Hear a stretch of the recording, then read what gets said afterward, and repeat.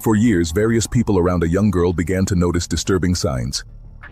Teachers worried about her appearance and constant hunger. Healthcare professionals who recorded repeated absences from medical appointments, and child protection system workers who received reports about her situation. Time and again, warnings arose, suggesting that something was not right in her daily life.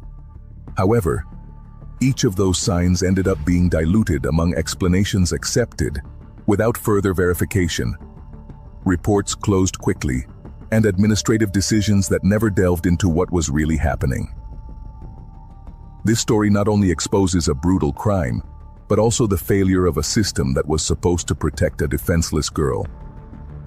This is the story of how a chain of negligence allowed a tragedy foretold to end in the worst possible way.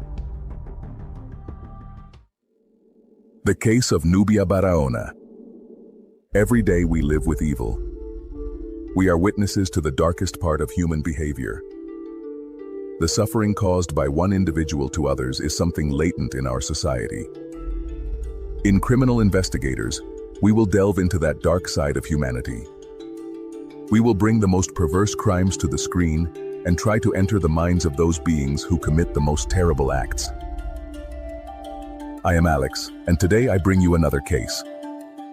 But before we begin, I want you to tell me where you are watching us from. We really like to know how far these stories reach. Also, don't forget to leave your like and share this video if you think someone else might be interested. And now, let's begin. On the morning of February 14, 2011, a road assistance worker patrolling a stretch of an interstate highway in Florida observed a red pickup truck stopped on the shoulder under unusual circumstances. The vehicle appeared abandoned and the surroundings were strangely quiet, which led him to approach cautiously to check if anyone needed help.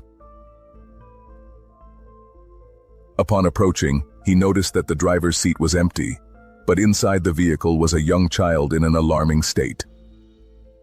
The minor was disoriented, with obvious signs of a severe physical collapse.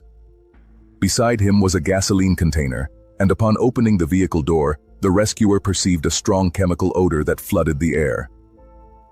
Understanding immediately that the situation was extremely dangerous, he called the emergency number, and immediately after, the Florida Highway Patrol and emergency medical services rushed to the scene. Near the vehicle, authorities found an unconscious adult male. The man was later identified as Jorge Barahona and the boy as Victor. Due to the presence of hazardous substances inside the truck belonging to a pest control company, it was necessary to deploy a specialized hazardous materials team to secure the area and prevent further toxic exposure. While rescuers carefully inspected the interior of the vehicle, they discovered a black trash bag with a strange weight. Upon moving it, they noticed signs suggesting the presence of a human body. Inside the bag was the body of a girl placed in a curled-up position, with evidence of having been in contact with chemical substances and fuels. The victim was identified as Nubia Barahona, and the discovery immediately transformed the incident into a major criminal investigation. But to understand how a girl ended up that way inside an abandoned truck on a Florida highway, it is first necessary to know who Nubia was and what her life had been like before that morning. The victim was identified as Nubia Barahona, and the discovery immediately transformed the incident into a major criminal investigation. But to understand how a girl ended up that way inside an abandoned truck on a Florida highway, it is first necessary to know who Nubia was and what her life had been like before that morning. Nubia was born on May 26, 2000 in Spokane, Washington, along with her twin brother Victor. Both were the children of Sandra and Victor Bustillo. Before their birth, their mother already had other children, and the family lived in a complex environment where there was also an older brother with developmental difficulties and a younger sister. The twins' lives were also marked by medical conditions from birth, as Nubia was diagnosed with a rare congenital disease related to the adrenal glands, which required constant medical follow-up. Victor, for his part, was born with a malformation in the mouth area that also required early medical attention. Despite these difficulties, both continued to grow very close, developing a relationship that would be fundamental throughout their childhood. Just days after the twins were discharged from the hospital, the first concerns about their family environment arose.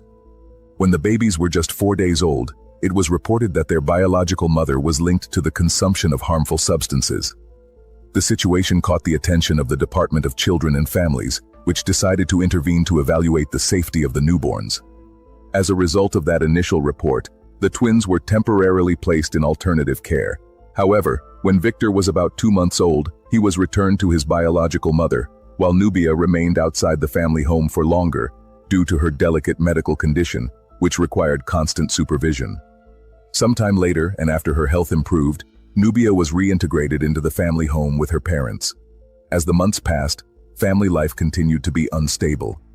Approximately a year after the twins' birth, authorities were called again after a conflict between the parents.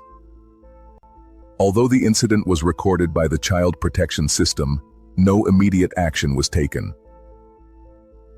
During the following period, the domestic situation continued to be marked by episodes of instability.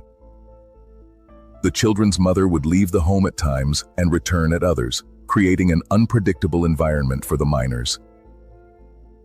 These early years were characterized by occasional interventions by authorities, but without definitive actions that managed to establish a permanent solution for the twins. Despite that, Nubia was described by those who knew her as a cheerful, intelligent, and affectionate girl. At school, she used to stand out for her collaborative attitude and the way she interacted with other students. In addition, teachers and acquaintances remembered her kind nature and the ease with which she formed bonds with those around her. In 2003, the family situation reached a critical point when Sandra was admitted to the hospital for medical attention. During her stay, she revealed to hospital staff her situation with the consumption of harmful substances, which raised new alarms within the child protection system. After this revelation, the Department of Children and Families decided to act more decisively. As a result of the evaluation carried out by authorities, it was determined to terminate the mother's parental rights, and custody of the twins was then awarded to their biological father, Victor Bustillo. At that time, officials believed he could provide a more stable environment for the children.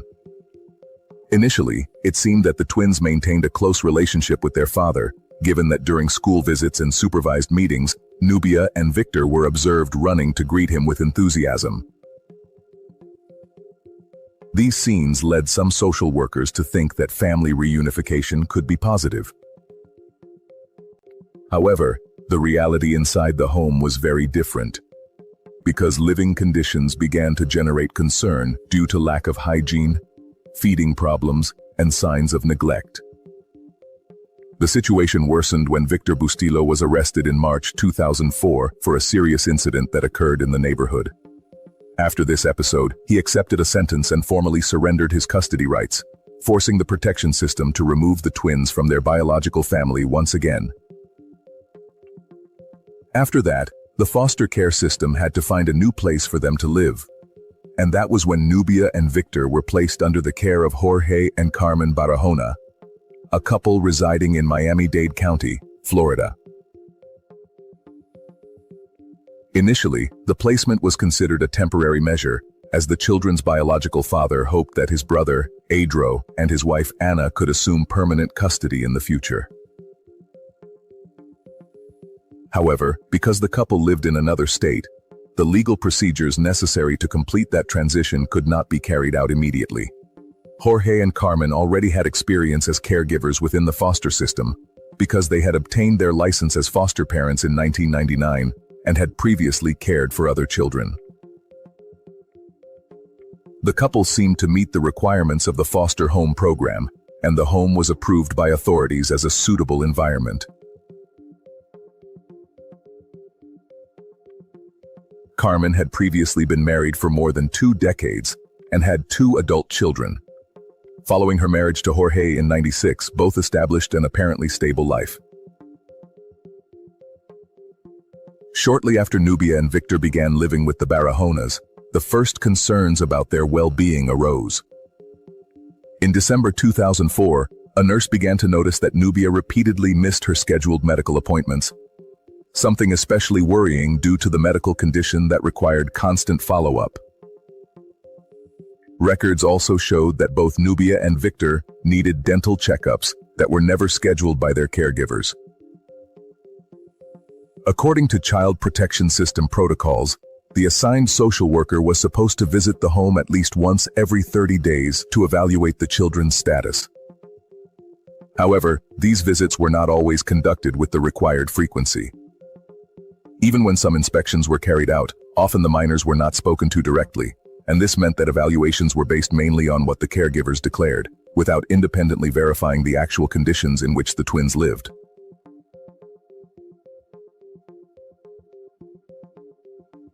As the months passed, these small irregularities began to accumulate, and although each seemed minor in isolation, together they constituted early signs that something within the home was not working as it should. However, at that time, none of these warnings prompted significant intervention by authorities.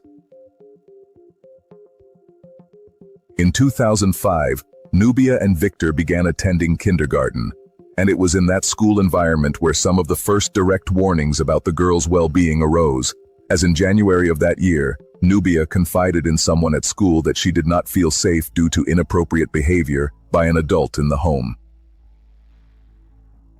The school followed the corresponding protocol and filed an immediate report to Florida's Child Protection Hotline. However, when the case was reviewed by authorities, a confusion arose that ended up having major consequences. A supervisor from the protection agency could not clearly determine whether Nubia was referring to her biological father or to Jorge Barahona. Due to that ambiguity, the investigation did not proceed to a direct evaluation of Jorge, and the case was closed without a full review of the environment in which the girl lived. Meanwhile, the twins' aunt and uncle, Iedro and Ana, continued trying to complete the legal procedures to obtain their custody, assuring that they could offer them a stable home and the support of their extended family. Despite these efforts, Carmen and Jorge began to oppose the idea of the children being moved to their relatives. Instead of allowing the twins to reunite with their aunt and uncle, they decided to initiate a legal process to formally adopt both minors. Over time, the adoption process began to take shape within the judicial system, and therefore Carmen and Jorge formally filed their petition to become the adoptive parents of Nubia and Victor, arguing that the children had already developed a strong bond with them. Meanwhile, worrying signs continued to appear, and by February 2006, Nubia arrived at school with visible marks on her body that raised new suspicions. The incident generated another report to authorities, and the caregivers were instructed to take the girl for a specialized medical evaluation within the county's child protection system. During the exam, the caregivers explained that the injuries were the result of a domestic accident, and unfortunately, that version was accepted by those responsible for the evaluation, and the case was closed again without a deeper investigation. This pattern of reports, followed by quick closures, began to repeat over time. In the midst of this context, a psychological evaluation was requested to analyze the family situation and the children's well-being. Dr. Vanessa Archer was appointed to perform this analysis, but the process was carried out with incomplete information because she did not have access to school records or several previous reports that had raised concerns about Nubia. The final report concluded that the twins had developed a bond with Carmen and Jorge and recommended that the adoption be completed without delay. This evaluation would have a decisive weight in the court's subsequent decisions. Throughout 2007, signs that something was not right with Nubia began to become increasingly visible. School staff observed that the girl showed worrying physical and behavioral changes as she displayed constant anxiety, restlessness during classes, and a notable loss of hair. One of the behaviors that drew the most attention was her relationship with food. Nubia seemed to be persistently hungry and frequently took food from her classmates or teachers to keep with her. This behavior raised concern among the adults at the school, who began to wonder if the girl was receiving enough food at home.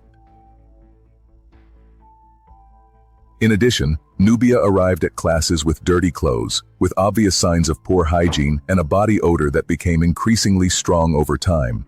And occasionally she also had small scrapes around her nose and seemed to fall frequently during daily activities.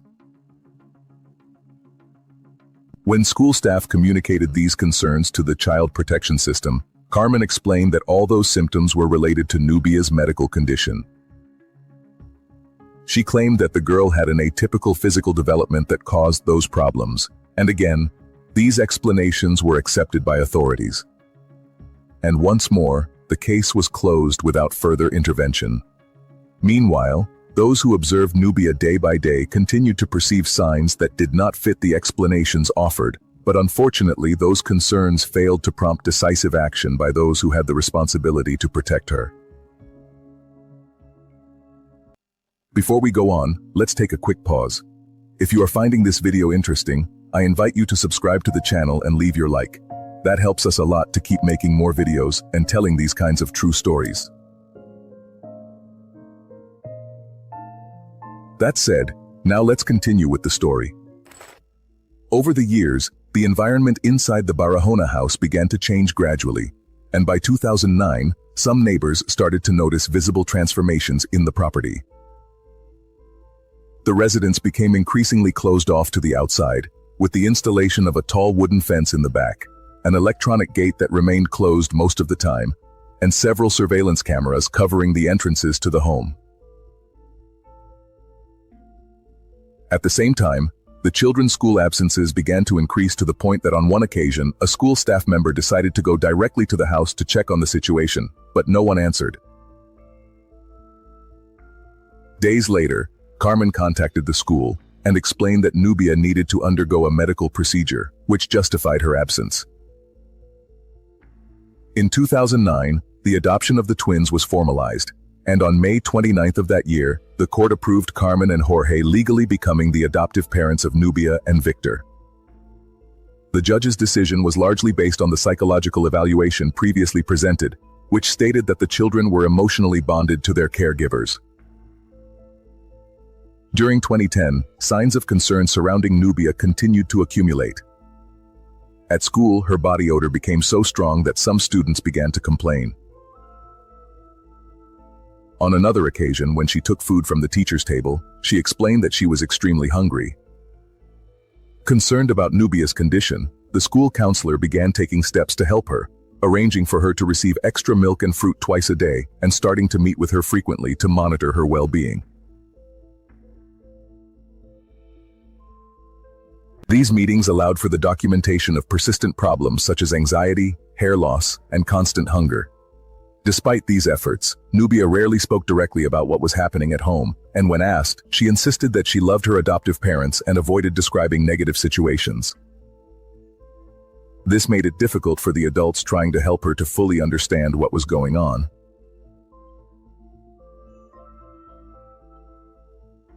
On June 9, 2010, given the accumulation of worrying signs, the school counselor decided to file a new report with the Department of Children and Families. Carmen responded by claiming that Nubia was receiving medical care, although the documents presented did not come from the girl's regular doctor. On June 24th, the case was closed again without any further action being taken.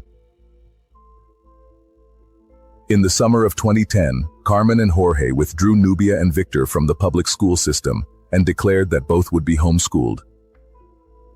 After that decision, contact with the outside world became even more limited, and opportunities for others to observe the children's condition were considerably reduced. Months later, on February 10, 2011, a new alert arose when Carmen's niece revealed to her therapist that a serious situation involving the twins was occurring inside the home. According to the girl, Nubia and Victor were kept under extremely strict control and forced to remain in confined spaces for long periods. Upon receiving this information, the Department of Children and Families assigned an investigator to check on the children's well-being, and when the official contacted Carmen, she claimed that Jorge had left with the twins and that they were not at the house. Without considering the severity of the allegation, The investigator did not conduct a full inspection of the home or meet directly with the children. The case was documented as if it had been confirmed that they were safe, and the search stopped that same night. 2 days after that failed investigation, a series of events began to unfold that would lead to the discovery of what had happened. On February 12, 2011, Jorge Barahona appeared unexpectedly at the home of his sister Laura, whom he had not seen for several years, and he was accompanied by Victor. Upon seeing him, Laura immediately noticed that the boy had a serious injury on his lip. When she asked what had happened, Jorge explained that the boy had fallen during a daily activity. However,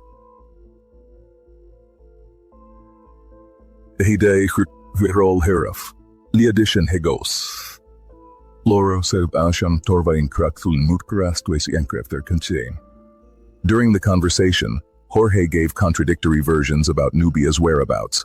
At times he claimed that the girl had run away while they were staying at a motel, and at others he asserted that she was with Carmen. These inconsistencies led Laura to call the Department of Children and Families hotline to file an urgent report. Despite the gravity of the situation, an immediate check was not sent to the scene because the worker who took the call explained that the case would be reviewed later, possibly within the next 24 hours. Meanwhile, Jorge left his sister's house with Victor without saying where he was heading. 2 days later, the discovery on the highway would reveal what had actually happened. Following the discovery of Nubia's body and the rescue of Victor from that vehicle, authorities launched an exhaustive investigation to reconstruct what had occurred inside the Barahona home. Victor was rushed to the hospital, where doctors documented numerous injuries, both recent and old, many of them consistent with prolonged periods of confinement and abuse. During his recovery, the boy gradually began to speak with investigators and medical staff. His accounts described an environment of extreme control inside the house, and as he explained, he and his sister were forced to spend long periods in small spaces, often inside the bathroom, under constant supervision. Statements from other children who had lived in the house reinforced this description. Some stated that Nubia and Victor received very limited amounts of food compared to the other children in the home, and this prolonged restriction explained the physical deterioration Nubia had shown for years, as well as the behavior of searching for and hoarding food that had been repeatedly observed at school. It was also revealed that the atmosphere inside the home was marked by fear. Several minor witnesses described intimidating punishments, humiliations in front of other children, and prolonged periods of isolation. Some claimed to have seen Nubia forced to sleep in the bathroom or to remain in unsuitable outdoor spaces. Unsolved figures established that the girl lost her life the day before her remains were found inside the truck. In addition, her body had been covered with acid and other highly dangerous chemical substances, apparently in an attempt to accelerate the decomposition of tissues and identification difficult. As the inquiries progressed, officers discovered that on February 11th, a child services official had gone to Doverlas Guslustan nearby the Anderhorn, Sutnais 50 meters that we shot him out at the Yaustis model. The Piasta Borval late than challenges Gibu and Fiffer, the Kotor and Tuno my Dumaselected at your suitor at the Torges Vlurstore, Huzigeraiba. Hadain Face is organt, the Linol Hostorka, the Gayum the Kadat. The Bagahanas reacted with his fury and unleashed their rage on little Nubia until they ended her life. Subsequently, they tried to dispose of her body and also eliminate her twin brother to prevent him from telling what had happened.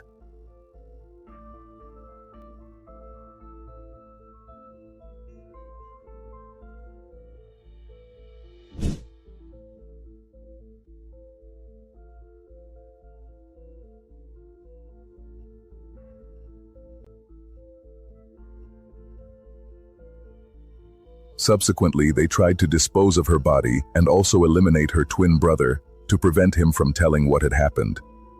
With evidence accumulating and the testimonies of the minors revealing the gravity of what had occurred, the case went from being a family tragedy to becoming one of the most shocking legal proceedings related to the child protection system in Florida.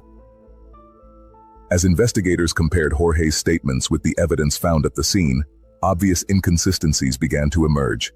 The conditions inside the vehicle, Victor's injuries, and the discovery of Nubia's body indicated that what had happened did not match the version he had offered.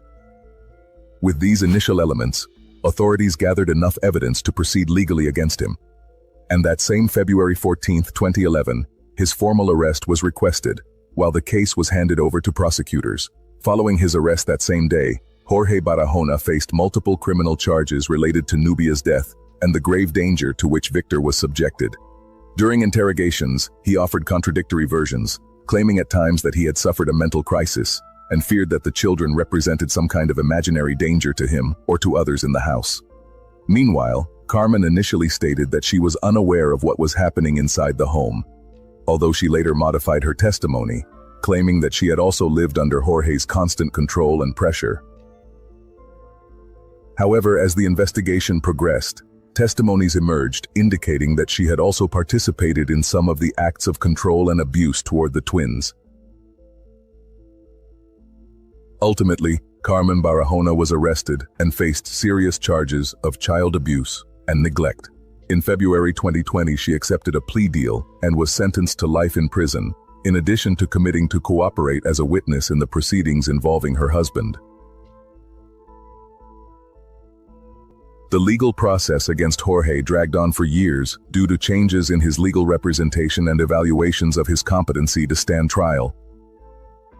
Thus, in July 2025, he was declared competent to be tried, while the court continues to evaluate the legal steps to move forward with the process. Regarding Victor, it is known that he was moved to Texas to live with his aunt and uncle, Adro and Ana, who eventually adopted him. The state of Florida also reached a $5 million settlement for Victor and other minors affected by the system's failures. In addition, an official report was drafted that analyzed the errors of the child protection system and proposed reforms aimed at preventing similar tragedies from happening again. Up to the date this video is being made, March 2026, there are no updates on the case. The story of Nubia Barahona not only reveals the brutality that can hide inside a home, it also exposes a profound failure of the institutions that had the responsibility to protect her. For years, there were reports, warnings from teachers, medical concerns, calls to the Child Protection Hotline, and multiple opportunities to intervene. However, each of those signs was filed away, minimized, or closed without a real investigation. The system that was supposed to act as the last barrier between a vulnerable child and abuse ended up functioning as a wall of bureaucracy that allowed the abuse to continue until it became an irreversible tragedy. Nubia's death was not just the result of the violence of those who harmed her. It was also the consequence of a chain of institutional negligence that failed repeatedly when action was needed most. But behind this story also remains the memory of all the children who, like Nubia, have suffered in silence while the adult world fails to hear them in time. Remembering her story should not just be an act of sadness, but a warning and a collective responsibility. Every ignored sign, every dismissed report, and every delay in intervention can cost a life. May the memory of Nubia and of so many other young victims of abuse serve to demand real changes so that institutions respond with urgency and so that no alert is ever treated as mere paperwork when what is at stake is the safety of a child. Only when child protection stops being a promise and becomes immediate action can we begin to prevent tragedies like this from repeating. And well, dear audience, that's it for another investigation. What do you think of today's case? We would really like to read your comments, as your opinion on the cases is very important to us. Remember to always do so with the utmost respect possible, both for the victim and for the other viewers and us who will be reading them. Before you go, leave your like and subscribe if you haven't already. Also, don't forget to share this video if you think someone you know might be interested. See you in another criminal investigation. Goodbye.